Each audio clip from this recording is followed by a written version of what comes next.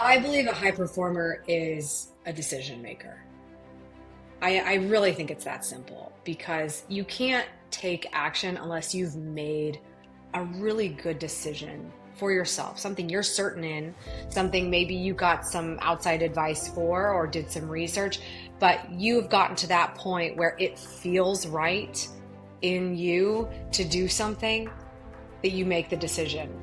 And then everything Mm. becomes natural. You start attracting more of that, what that would be, or how you would be, and how you want to be in the future, how you want to be described. All of it starts to become attracted to you more. And if you keep flexing that decision making muscle and keep choosing the right things, choosing the right coach, choosing the right course, choosing the right daily habits, choosing the right yeses, choosing the right nos, all of these things ultimately contribute to somebody becoming a high performer. Welcome to the podcast. Nathan Newberry here, your host. I have Amy here on our podcast today. Amy Landino. She is a three-time best-selling author, keynote speaker, and she has a coaching company around building personal brand. Amy, super stoked to have you on the call today. Thank you, Nathan. I'm so pleased to be here. Yeah. Tell us at the very beginning here, before we dive into your story some more, what is the definition that you believe from what you've done all these years to build up success that a high performer is? What's the definition in your mind of what exhibits that for you most? I believe a high performer is a decision maker.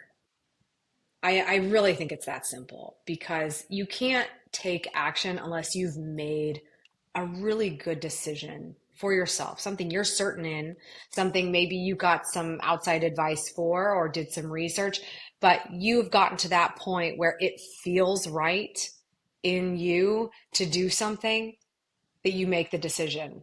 And then everything Mm. becomes natural. You start attracting more of that, what that would be, or how you would be, and how you want to be in the future, how you want to be described. All of it starts to become attracted to you more.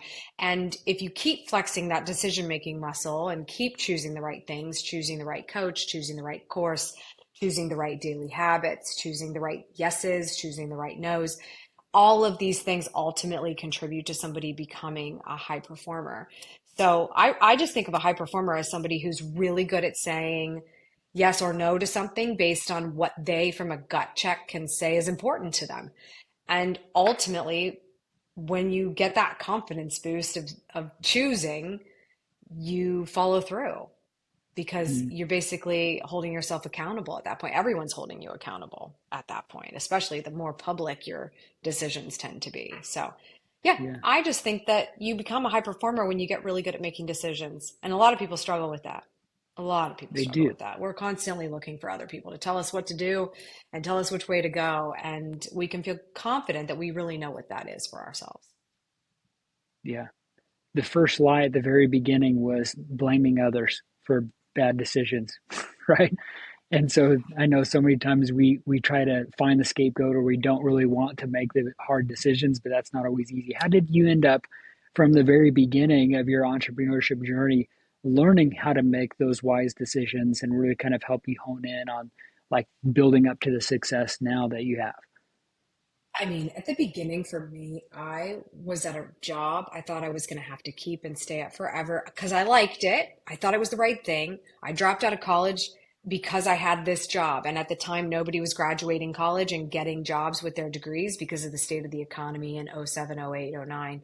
Mm, And so I was like, well, I've got to keep my job. I got this bougie, fabulous fundraising job in a prestigious law office, and I could graduate with my poli sci degree, but I've got the job they all want. So I'm going to stay here and do this. So I had that job, and all of a sudden, I'm just finding a creative outlet. I started making videos for fun. It all kind of just came about very organically, just random things happening. And someone that I knew told me that I was really good at this social media thing. Now, granted, I'm hearing this when Facebook is in its heyday. It's 2008, 2009, actually, I think early 2009. And I'm like, what do you mean I'm good at social media? Everyone's doing this. It's so much fun. Everyone has a Facebook. Everyone's good at it. And she was like, no, you don't understand. Businesses are not good at it. They have no idea what's coming. And I'm mm-hmm, a graphic designer. There's another person that gets hired like me to do this as a living, like contractually doing social media for a business. And she just blew my mind with that information. Now, somebody can tell you these things and open your mind to something, but unless you start to feel like you are jiving with the idea altogether, it's not going to factor into that decision making process, right? But once she told me that, I felt like I was on a fact finding mission. I was like, I need to find out if she's full of it or if this is a real thing. Because in Lowell, Ohio, where I was living, that was not the case. But she's on the West Coast. She sees that these trends are happening faster there. So I look into it Mm-hmm. and I realize this is a thing. And I tell you what, I remember the first decision I made was, oh my gosh, I am going to work for myself. And I lost sleep about the idea that I had to quit my job because I knew it had to happen. Like I had this thought, I can do this. I know I can deliver on it. I'm really good at it. I'll get better if I do it. I knew I had to do it because I couldn't unknow this information anymore and it felt right to me. I lost sleep for a week that I was going to quit my job. And I still didn't quit for a year. I knew I wasn't going to quit right away. I was just really upset that I was about to throw it all away. A lot of people were going to Mm-hmm. question that. And I was broken up about it. I mean, the senior partner would give me football tickets to the most dream football game because he's an alumni and I'm a fan. Like the relationships at this job were unbelievable. My boss, amazing. But I was like, I have to do this. And that Mm-hmm. decision, when you feel it, it's crazy. But that was the beginning. And then I did finally, about a year later, a couple other things going on happened, helped. But I'm like, okay, it's time. And I left. And it was like, okay, like I don't have a job anymore. I have to do this thing. And I'd been side hustling, so that helped a bit. But that was really like a moment Mm-hmm. of very big decision and betting on myself. And I'm very fortunate to say that I never had to go back to that job, which was always in the back of my mind. Like, if this doesn't work, I think they'll still have me to fundraise on a campaign or something, but I never had to go back and do that. It's all worked out pretty well. What came about with that understanding of it? Like you just had it one day, you were just sleeping, like I got to make this a business. And then why did it take a year for you to disconnect? Like what had to be in motion for you as an entrepreneur to really feel like you had to let go of that moment? Because I can imagine that being a tough thing to put your 2 weeks notice in while you're launching into Absolutely. your own entrepreneurship thing. Absolutely. So, I mean, well, first you realize like, okay, it's very undervalued. So I knew that I was going to have a number of clients and do done for you services. At some point, I had to leave. And the realization came after I kind of started to get going, but I realized that you don't get taken seriously, especially if you're actually doing services for someone. You do not get taken seriously during the side hustle. We're grateful for the side hustlers, but if I can't talk to you unless it's after 5 o'clock, I mean, it's tough. It's tough. So I Sure. wasn't getting a lot of clients on the side. I would get a couple. I worked very hard at them and I proved myself, but it was really tough. And so that was part of it, but I also wanted to be smart. I was leaving a sure position. I was leaving my health insurance. I was leaving my profit sharing. I was leaving this. I was leaving this. I was leaving this. So I knew I had to at least prove to myself that I could handle the transaction. I can do the work. I can create a contract for the work. I can hustle for the business. I can follow up if they don't say yes right away. I can do this and manage at least becoming a freelancer, which is essentially what you're doing. And that took time. I also wanted to make sure I knew I was in the right world. And one of the things I did was my first client was unpaid. I just begged her to work with me. But you can always get value for unpaid work in that situation. And one of the ways that I got value was I got testimonials from her and things like that. She was always a great recommendation.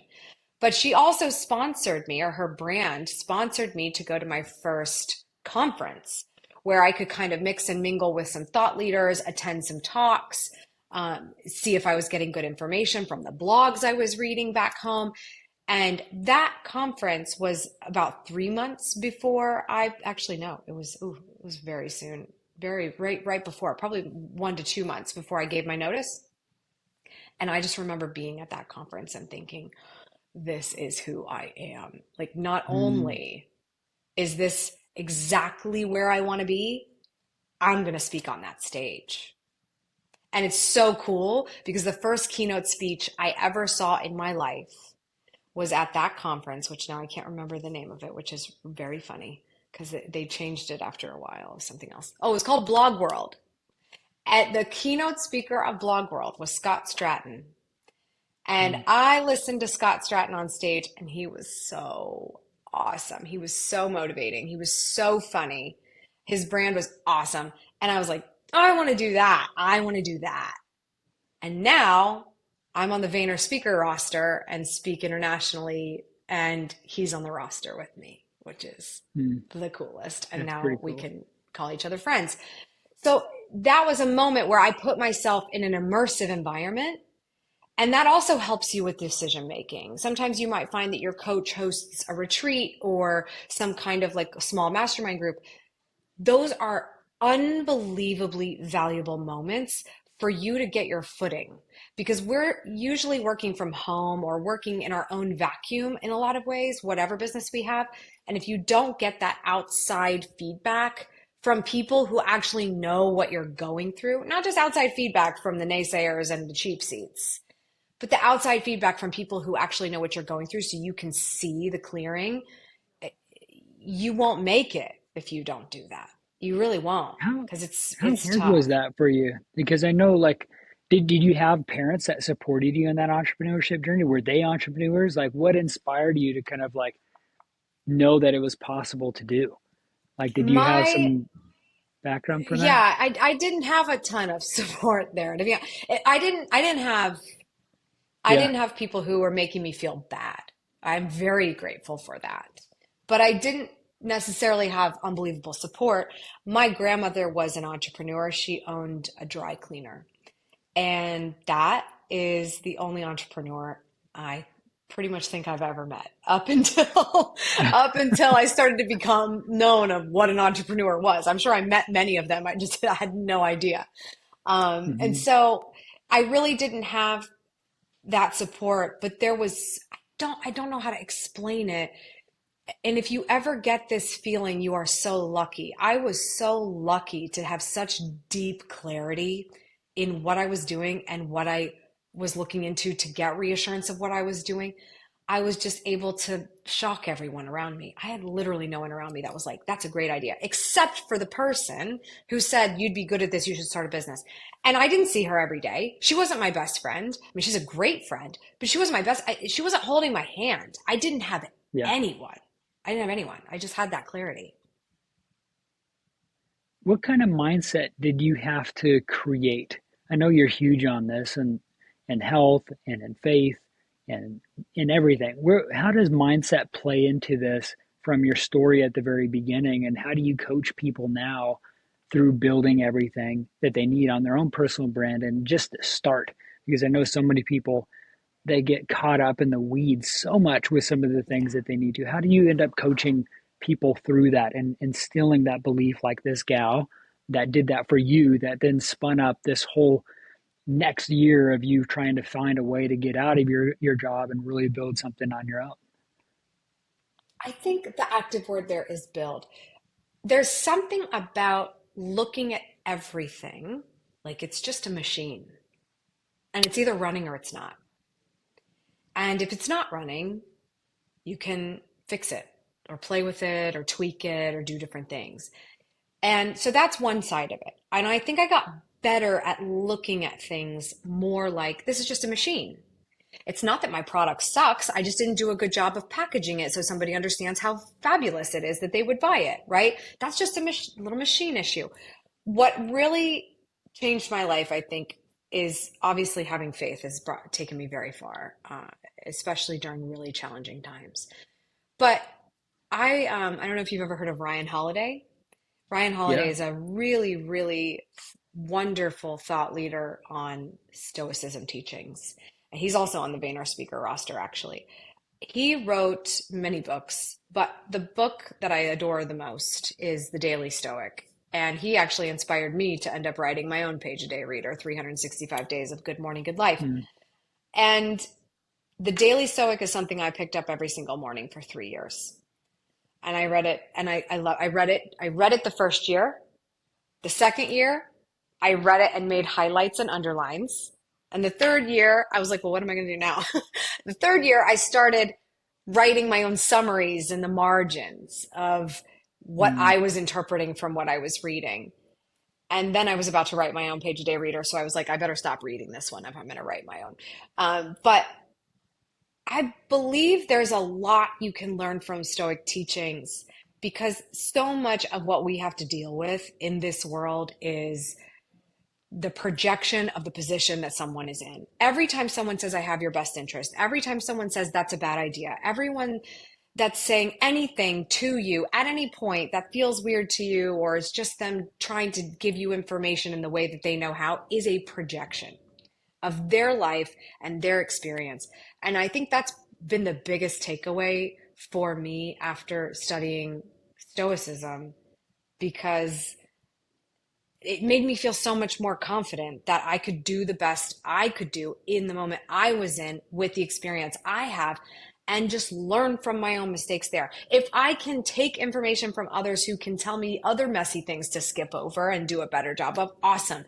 But I don't have to be overly concerned about making a mistake or looking a little silly or trying something new if I just realize that at any moment I may not be here anymore. And mm, so why not just try it? And for the people who are worried about me, I can give them the reassurance by being completely and utterly successful. There was one moment I remember specifically. My dad was just, he's very good at like having conversations with me without being like, we need to sit down and talk. It would just be random.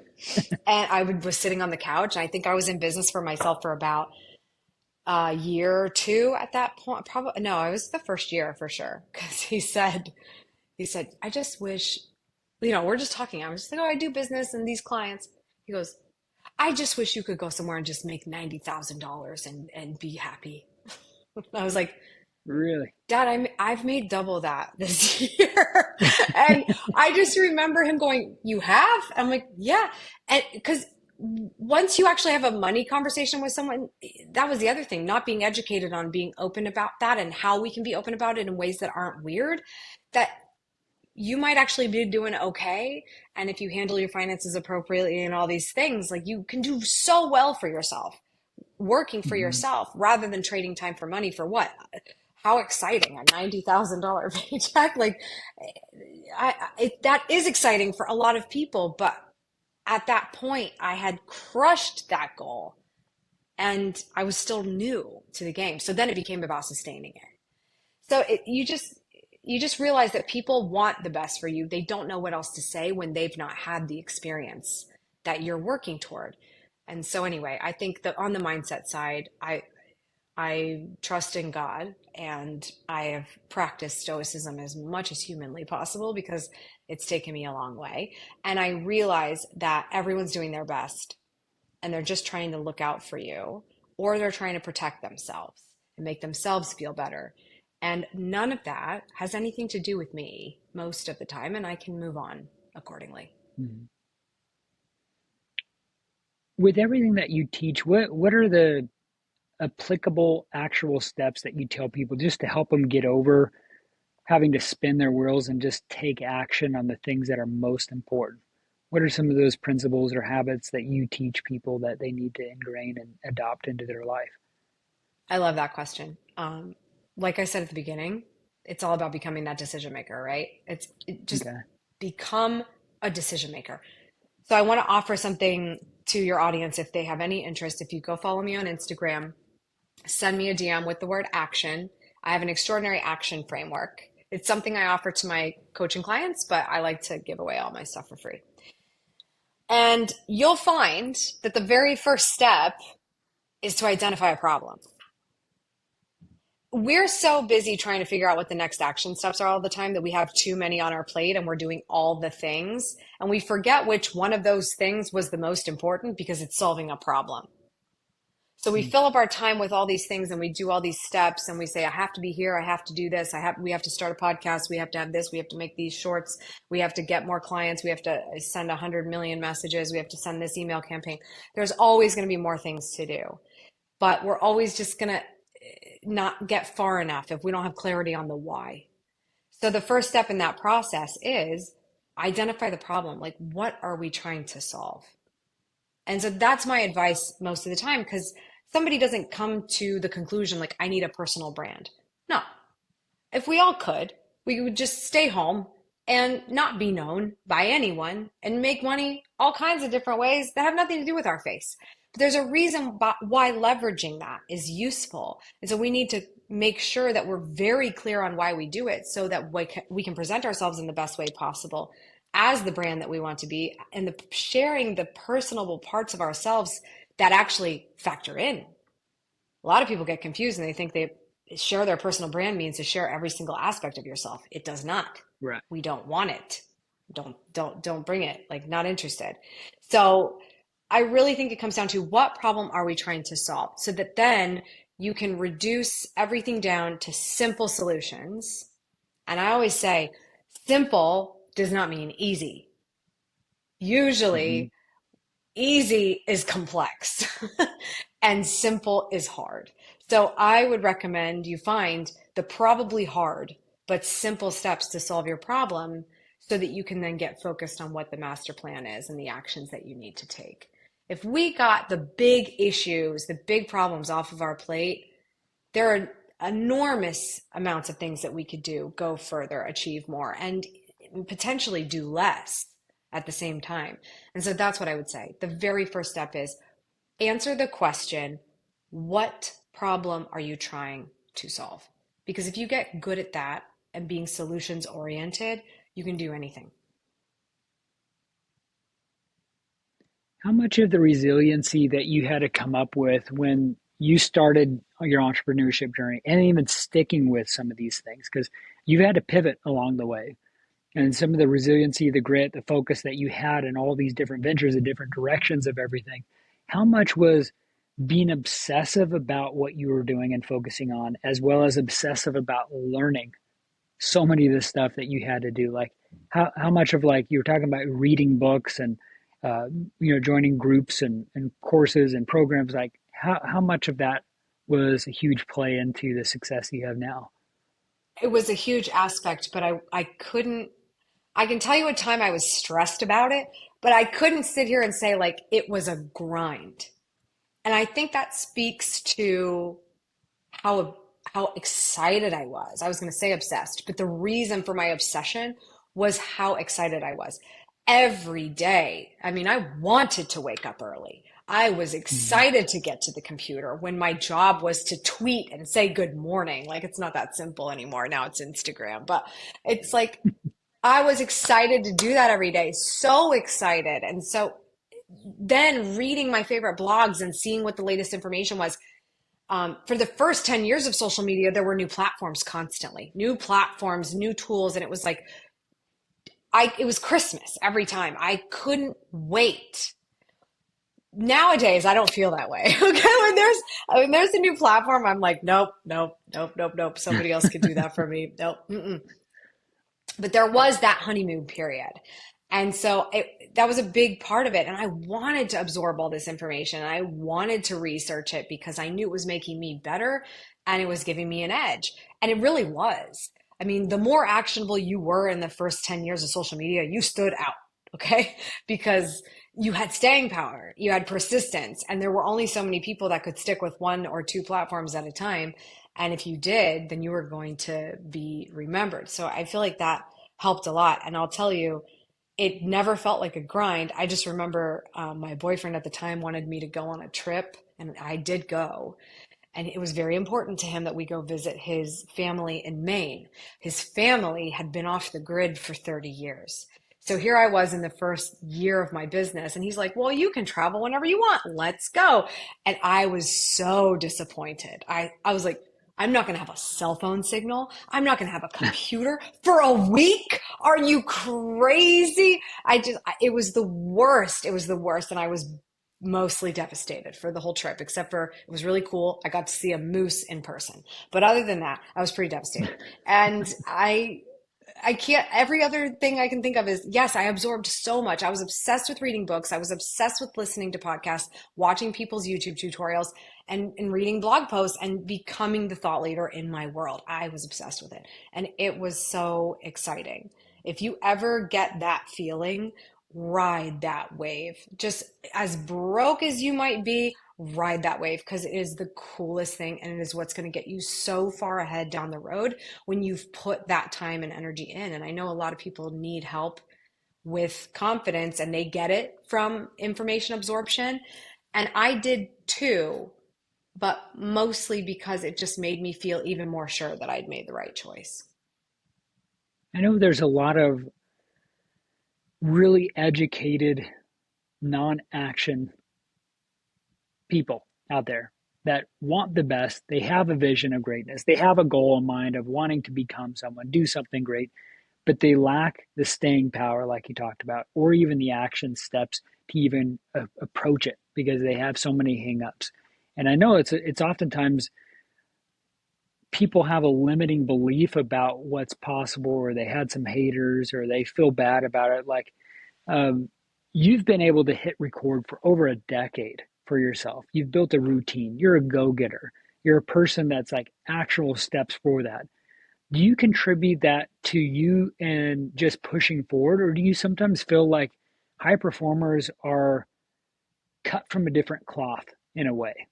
And their performance or their personality types, they're just leaning in to that, or they had some past that push them toward their greatness. What do you feel like are the contributing factors of someone that's succeeding at a high level like you are right now, and the ones that you see that start and fade, start and fade, start and fade, and they never build traction in their life or their future?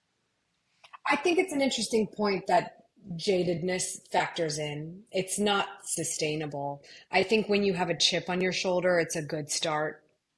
And, the chip on my shoulder really, I think, was that I didn't have deep friendships for most of my young life. And I just thought I didn't belong anywhere. So when you pair that jadedness with the discovery that, oh, wow, this feels really cool. This feels like a thing that could be very me. And by the way, I've never been an on-camera smiley person. My mom can't find any photos of me as a child. I got rid of them all. My sister was the cheerleader, outgoing one. All things measured as children, I was not the one. I wasn't the one. And so the cut from a different cloth, I believe is culturally driven. Anytime, and I'm going to over categorize here, anytime I've come across someone who is not a high performer, that is genuinely just going through life with the way that it blows, and no matter how they feel about it, but just blowing with the wind, I think it has to do with who they surround themselves with, period.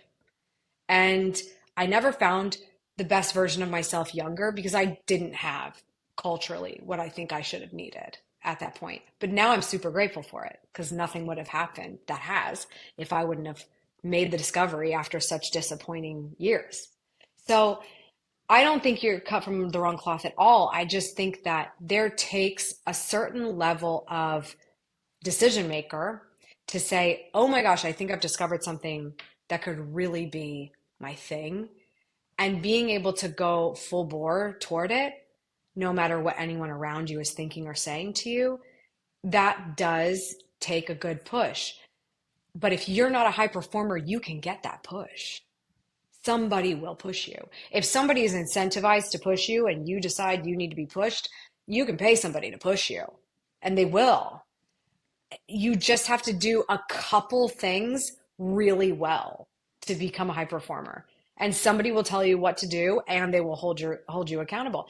So I just don't think you're cut from another cloth. I think you just need to find your thing. And there is very likely a backstory that's happened with you that has caused you to find your thing, that has caused that thing to be motivating, interesting, enlightening for you. So I think that's what I think about it. With how do you balance things right now? And get your opinion on this, Amy. You had a baby, and then you ran a marathon.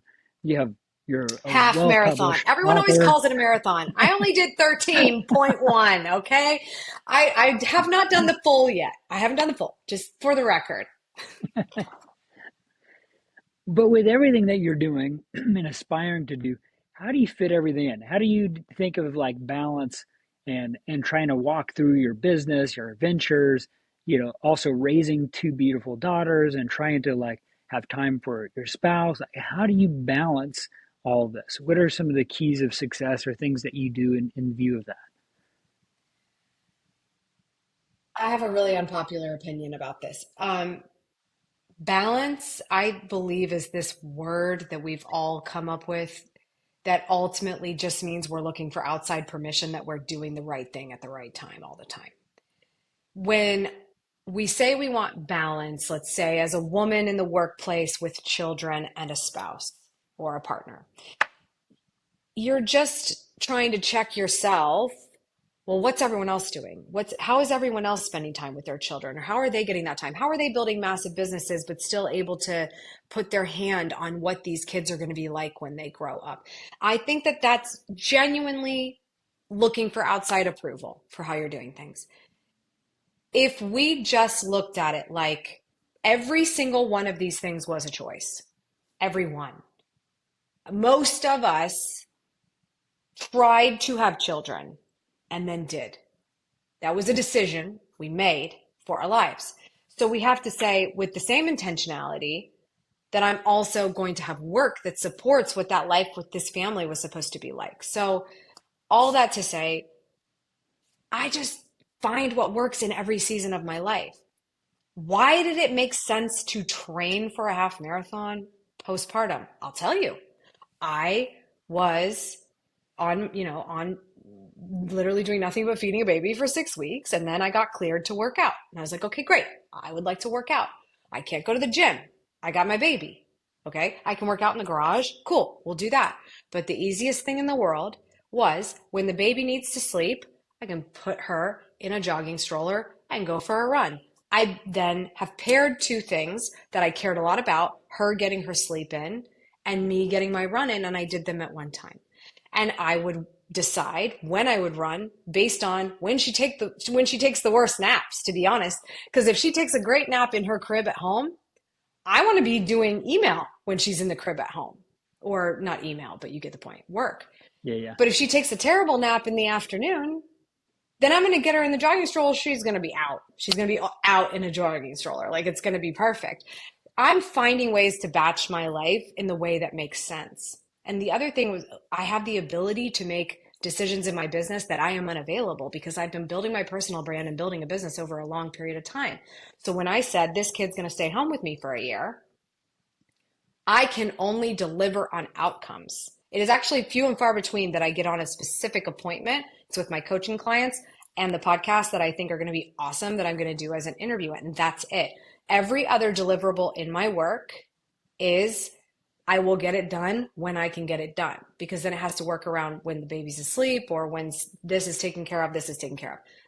I don't work on time, I work on outcomes. I got my life to that point. I designed my work to be at that point so that now I can make those decisions. I can stay home with my kid for as long as I want. Do I need other support in order to be able to do that? Sure. So I'm not trying to brag about that. I genuinely just want the same thing for entrepreneurs who have said, I want to work for myself, but they forgot the part about not being a forever freelancer. You were supposed to start the business and then sustain it without you. So don't skip that part because then when the time comes that you want to be able to give those really dedicated 18 years to a couple of people, then you can make more of those moments happen. It's Mm-hmm. easier said than done, but for crying out loud, do part of it. Get a little closer. Make the decisions that are going to make that work. This is amazing. Your story, the different things that you've contributed here. What is there some specific things that aren't always talked about that you know that are the keys of success that's been helpful for you or for other people you've seen? Something I've learned in the last few years, and Dan Martell, our business coach, has been really a light on this, is when I was in this come up, especially in the creator community, it was like a flex to say I have a team. Like, oh, I'm going to have my team do it. Like, I don't just vlog for myself. I have a team, right? It was a little bit of a flex. And so we grew the team. And I've learned now from Dan the mistakes we made on that. It was never that they weren't the right people. We had really great people. It was we had them working in the wrong areas of the business because it gets really Hmm. sexy in the creator world to just have a million different things that you've created. This podcast, this show, this podcast, this thing over here, this ebook. I've written 3 books. There's a million things we can create. So if you forget that you need to be hiring according to how you buy your time back, to quote his book, I mean, that was the game changer. And I had only done that in certain areas. I'd hired to get my time back on the admin side, but then I was like, I want you to start this podcast and it's your baby, so you run with it. But that podcast had not proven concept, didn't bring a dollar in. So it Mm. just made no sense. So what happens when something's not bringing money in and everything else is sustaining it? The person on that project is let go.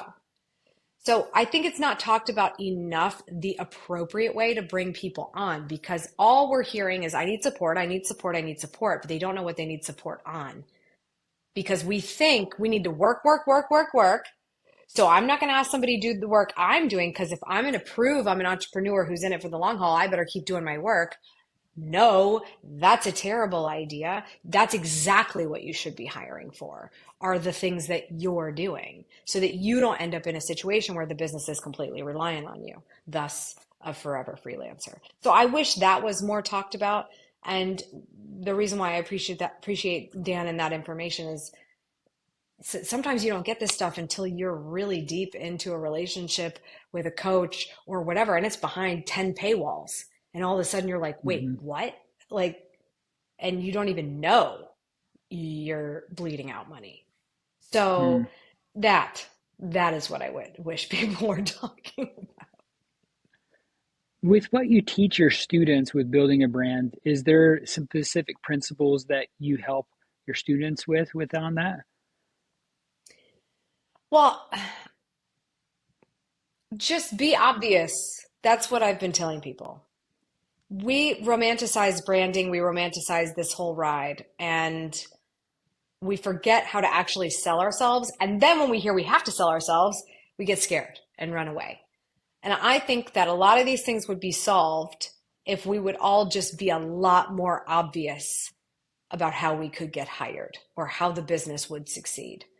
Because there's a lot of information out there. And rather than using the excuse of it's oversaturated, just be the one that's more obvious and more clear about what you do to help people. And that's going to take you a long way. If you do that and you are consistently creating information in the form of content that promotes who you are, you can go to these social platforms and be less wary about who's watching you because you're making it for one specific type of person, your perfect audience, your perfect customer. And that's, I think, what the biggest hang up is with personal branding. We're all worried about our friends and people we went to high school with and family seeing our stuff. And what are we going to do? And they ask me a question. I'm still figuring it out myself. I don't have answers to these questions. Okay, who cares? If the right person to hire your company comes along to your account and you convert that into a client, were you not successful? Do you have to have 1 million followers for that to happen? You don't, but you wouldn't know until you try. So Mm. be obvious. What do you want? What do you want someone to ask you? What do you want someone to hire you for? What do you want to be known for? Make it obvious. And that's what your personal brand really is about. Amazing. Amazing. Love it. Well, Amy, it was so amazing to have you on the podcast. How can people find you, connect with you further? I'll leave everything on the links down below of how they can connect with you. But what's the best place to have people follow you and connect you with I'm just further? a big fan of chatting with people on Instagram. Come follow me. You can search me, Amy Landino. My handle is @schmatastic. Send me a DM with the word coach if that's something that sounds right for you. But if you just love watching free videos of a lot of good information, it's all at youtube.com/AmyTV. We're 450,000 subscribers strong, and it's been the time of my life for almost 15 years over there. So check it out. Amazing. Well, thanks again. But until next time, we'll see ya.